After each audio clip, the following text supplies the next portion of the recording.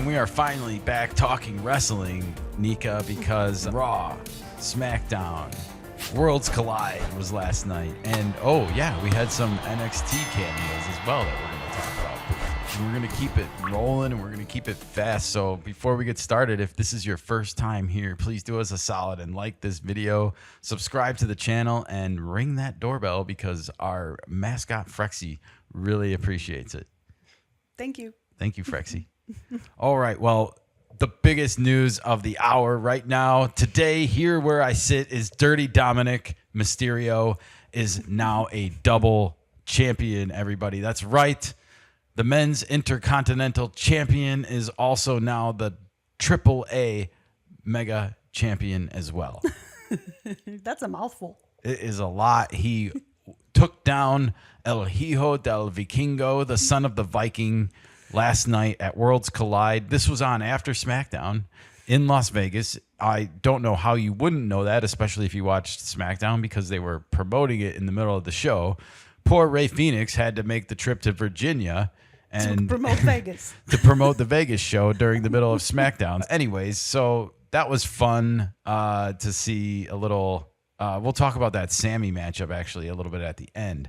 But Dirty Dom, Yes. a double champion. We called it. We did. We sure called it.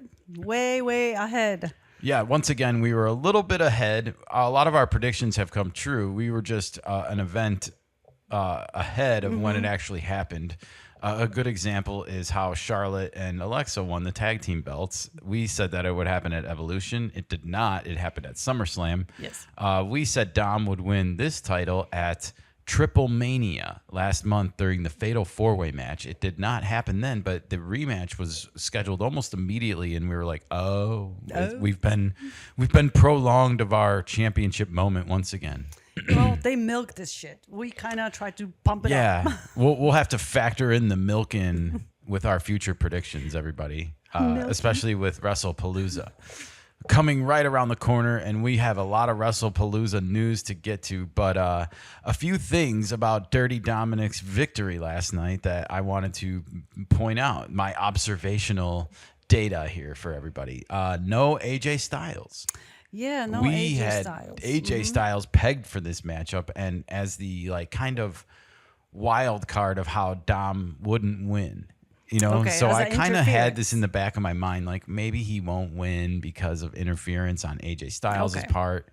That's what happened at Triple Mania, by the way.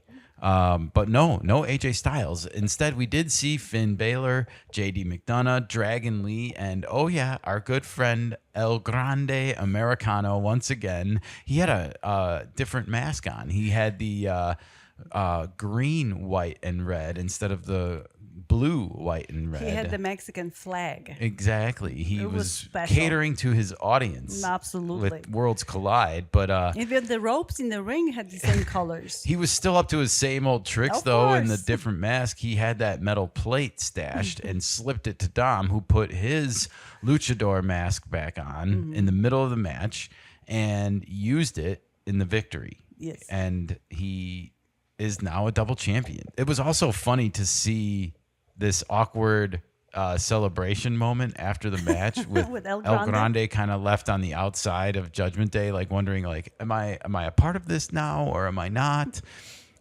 Where do you stand? Is El Grande a part of this, or has he still got his own clique that he's with on SmackDown? I think it's he's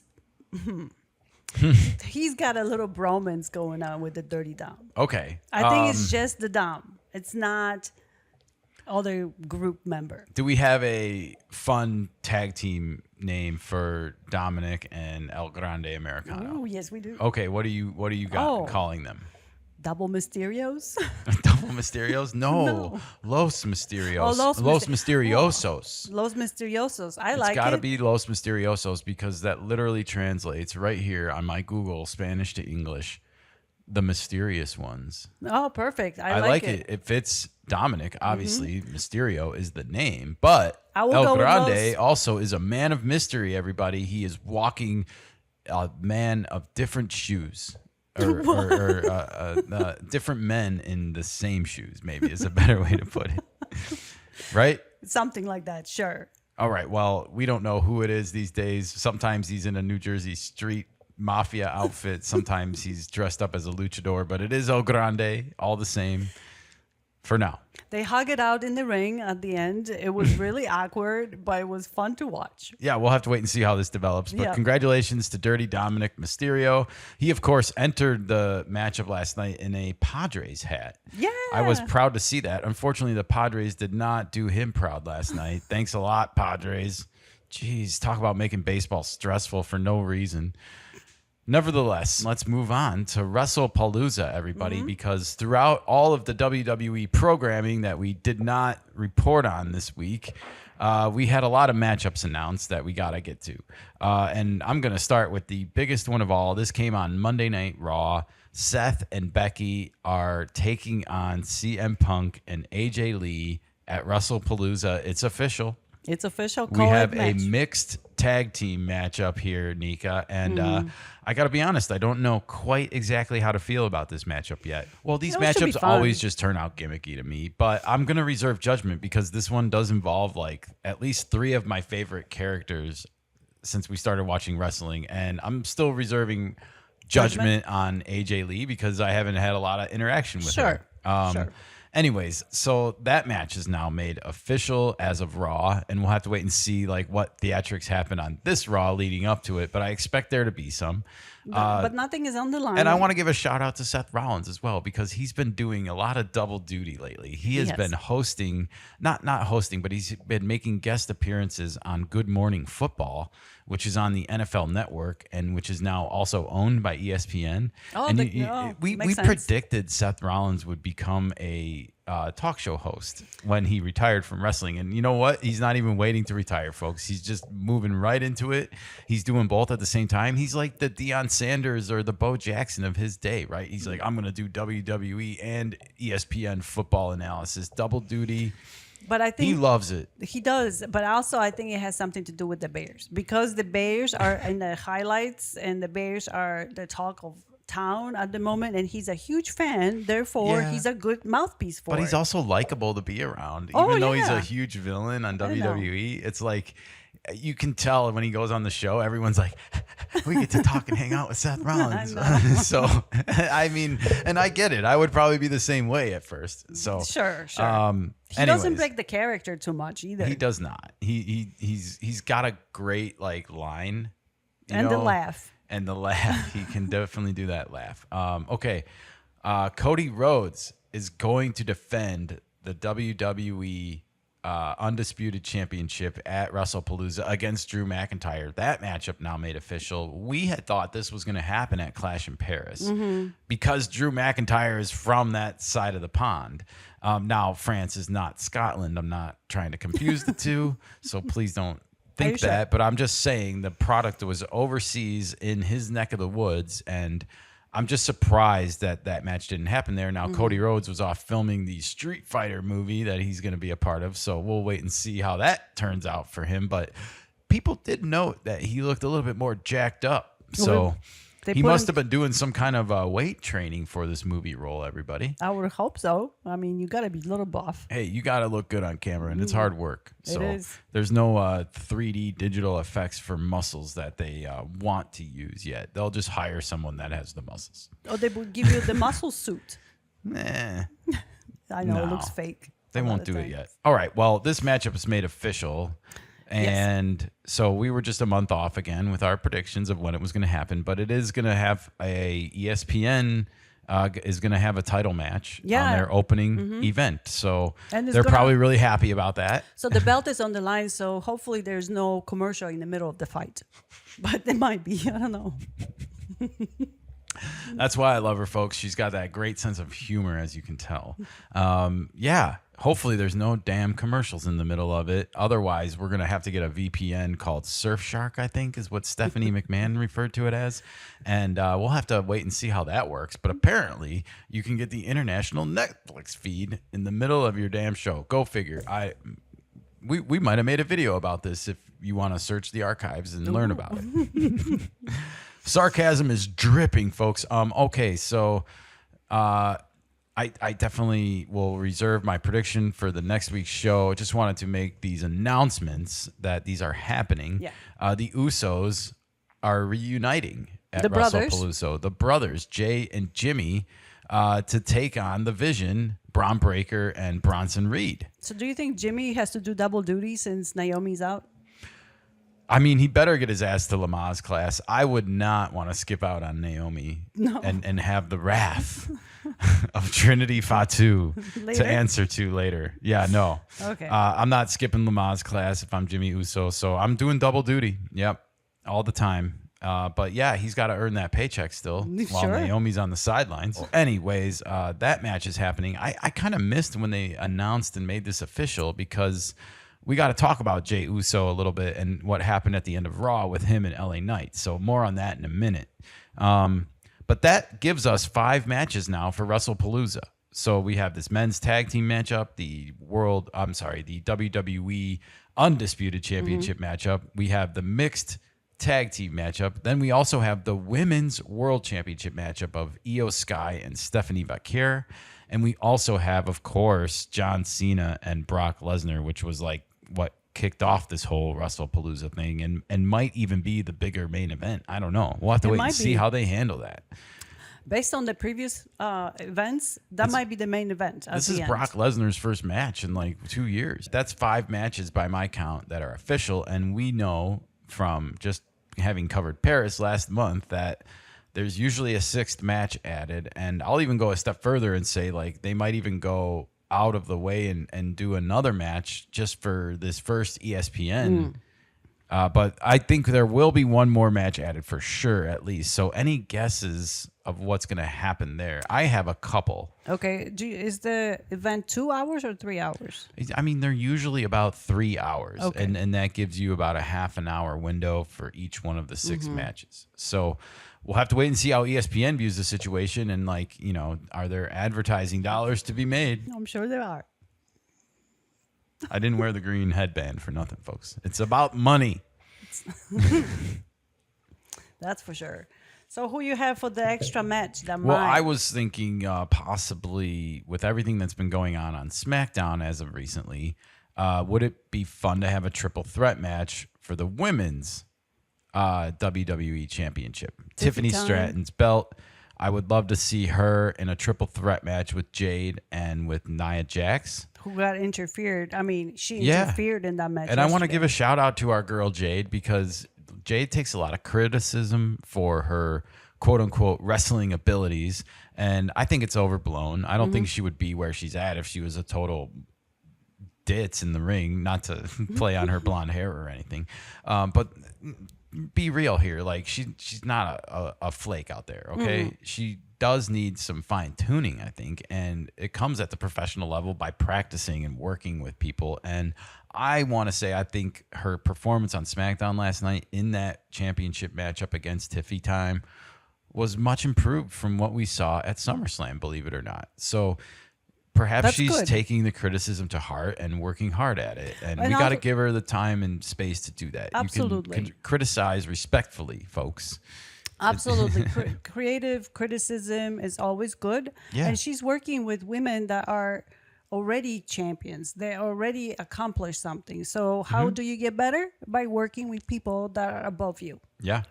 Absolutely. And you hope the working relationship behind the scenes is good because that will just make the product better for everyone. Yes. All right. That was a cool little bit of so maybe we'll see that triple threat match at Wrestlepalooza. I don't know. I'm not going to hold my breath. We also haven't seen Blissful Flair defending the belts on this European tour at all, I think, right? They were always in individualized matchups, and you said Charlotte wasn't medically cleared one week. At one point, yeah. I remember Alexa gave her the doll. We didn't see either one of them on SmackDown last night. So maybe we'll see a women's tag team matchup. I always tend to look at the matchup card and be like, well, we need another women's match, but it always turns into a men's match. All right, well, let's move on to some other takeaways here, shall we, from Raw and SmackDown. Jey Uso attacked LA Knight at the end of Raw, and it was kind of a whoa, what's going on moment from the announcers, from the crowd a little bit. Like, I think people like the tension, but they don't like the betrayal so much, or the perceived betrayal. Okay, is it a spill out from the previous match that they had? The triple threat? Yeah, the fatal four-way, four-way, in Paris, of course. And I think Jay also has like the Roman Reigns advice still in his head from before that match. Like, it's about you, it's about family, it's not about friends. And I don't know. I was wondering if we're going to see some kind of heel turn with Jey Uso in the future. You know, like, I think his character is obviously very popular and kids love him. You know, so I that's the one thing that gives me huge pause for this. Like, he pushes a lot of merchandise, so that's really helpful. Yeah, but they did go through with this kick to the face of LA Knight on Raw. So, you know, I wonder if he'll walk more of a line, you know, like, and be likable and also like villainous at times, similar to Seth, maybe, and see where it ends up. And see where it ends up. So maybe they're experimenting with it and seeing, like, yeah, the kids love it, but is there a bigger pie that we're not looking at? Yeah. Okay. NXT on Tuesday got fascinating at the end when JC Jane and the Fatal Influence were confronted in the ring by first Stephanie Vaquer, who made a surprise appearance. She was not on Raw Monday night, but she was on NXT the following night, and she did not come alone, folks. She brought Tiffy Time with her. Tiffy Time came out to the small crowd, and Mommy Rhea Ripley made an appearance here after her backstage confrontation with Asuka the night before on Raw. She was now giving it to JC Jane with the NXT crowd. So that was a fun little confrontation. If you missed that, go check that out. There's some kind of homecoming event coming up on September 27th this month, which is an NXT PLE. And this will be on Peacock, ironically enough, still. So if you want to watch it, you will still need that Peacock subscription, and you might as well keep it anyway because it's affordable and you need it for Saturday night's main event. So you still need to enjoy some Sunday night football, enjoy some Sunday night basketball in the spring, and maybe some Sunday night baseball next year. Who knows? Just enjoy it and take the cheap victory for streaming services, because ESPN is anything but. So do you think these 4 women, is there some kind of 6 women? 6 women. Okay. JC Jane has her own posse. That's true. Okay. Is this leading up to some kind of a Survivor Series matchup, or maybe. some kind of maybe? I'm curious to see if there's any cameos at the homecoming event on September 27th, and just see. We have seen more WWE performers from the main lineups. Carmelo Hayes comes to mind. He was on NXT as well this week. We've seen Nia Jax on NXT a couple times last month. So there's been a little bit more of a crossover. I don't know if that's to elevate the existing characters, or I don't know if that is like to hopefully promote some more people. And because I feel like the rosters are short in some areas, with especially the women's division. You know, like, it seems like they run out of opponents too quickly. But also the storylines, they have to make sense. And I don't think we have seen good storylines coming from either one. Well, hopefully, I mean, JC Jane just seems to have a really strong, commanding presence on the microphone. She's good, and she seems like she should be promoted to me. She would be a great villain. I mean, Naomi's not around right now, so someone needs to step up and fill in those shoes. Yeah. She seems like a ripe candidate. You know, she has the NXT championship belt, which I get is probably problematic in promoting her right now because it's for the NXT league, right? It's not for the WWE main roster. True, league. But what they did with AAA, they might do the same with the NXT. Maybe. I would see her maybe more relinquishing the belt and being like, I got promoted. Okay. Duke it out for yourselves. But sure. I think there might be some big happenings out of this homecoming event. So stay tuned. We'll see what happens in the build up to it. Nice. All right, Sami. He once again defended the U.S. Championship for the second straight week on SmackDown. This time it was not John Cena as his opponent. It was Rey Fenix. A little bit of a different style and paced matchup than we got the week before. But nevertheless, I found this to be a bit of a fun one. It was very entertaining. Rey Fenix, he's a great high flyer. He has such amazing moves. Yeah, he did. He really took one for the team too, missing out on Worlds Collide last night by being in Virginia for SmackDown. Thank you again, Rey Fenix, for taking one for the team. But yeah, he's got a lot of ability. I really enjoyed his performance at was it SummerSlam where we had the TLC tables, ladders, and chairs matchup? Yep. Yeah, when he teamed up with Andrade. Correct. Yeah. So and we haven't seen Andrade in a half minute, I feel like. So wonder what he's up to. Taking time off. I hope you're having a nice vacation overseas somewhere, my friend. Right. Something strikes me like he's like in southern Italy or Greece or soaking it up. Okay. Soaking it up, baby. Nice. All right. Well, back to Sami for a second. I wanted to get into a fun topic here because Sami, I've been doing some research and I wanted to lay out a little conspiracy theory on the table and a prediction maybe for the far out future.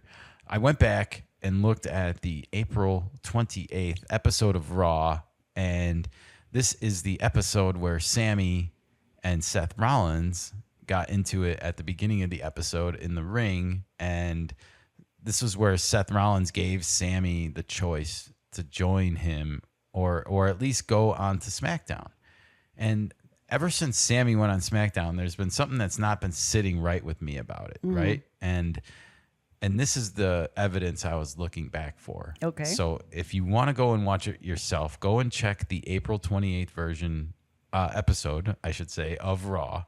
You can find these just on YouTube if you type it in. But type in Sami, Seth Rollins, April 28th. That's it. Type in Sami, Paul Heyman, April 28th. There were two scenes on this show that are worth revisiting, in my opinion. And it's all leaving me wondering, did Sami reconsider in the background and take up Seth Rollins on his offer? This is all in the fallout of the big storyline that happened with Scarlett and what's his name now? He hasn't been Karrion Kross. Oh, okay. Oh, so Karrion Kross's whole storyline with Sami Zayn was all in an effort to bring out the real Sami Zayn again, the competitive Sami Zayn that would do anything for a championship.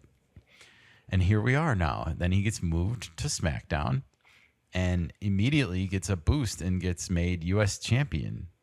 But all that move to SmackDown was advised by Seth Rollins. This was all advised by Seth Rollins a long time ago, saying, like, with my influence, you can become a champion. And Paul Heyman later on in the episode, which is why I asked you to Google or YouTube that as well, is because there was a separate scene backstage where Paul Heyman and Sami were talking. And, you know, he was basically saying with Seth Rollins' influence, you could be the number one contender for the winner of John Cena and Randy Orton back when that was happening at Backlash. Okay, well, that didn't happen. That didn't happen, obviously, but maybe Sami reconsidered and said, hey, does the offer still stand? What can you do for me? And here we are. Sami Zayn is now a United States champion. He's on SmackDown, and it just made me wonder, folks, has Sami Zayn accepted an offer from Seth Rollins behind the scenes that we're going to find out about at a future moment? Oh, yeah. Long forgotten. Brought it back. You don't need a tinfoil hat. No, you don't. This has got me thinking. So I wonder if this will happen, and I wonder how soon. I bet if it does happen, we wouldn't see it until like around Survivor Series when there's a lot of stables together. And I can see that. I can see this happening, taking twists and turns and be like, this is what WWE is all about, right? Backstabbing and secret alliances in the background. I mean, that's how Bronson Reed and Braun Breaker got into the stable in the first place. They came out of nowhere, literally, and were aligned. And this was before Bronson Reed even joined the division. This is interesting. So if you go back and watch this April 28th, you'll see Sami referred to Braun Breaker as one of his little dogs just or something one in the ring, but yet he was there by himself. There was no Bronson Reed tsunamis happening yet. Yeah, that's why people weren't going to the hospital yet.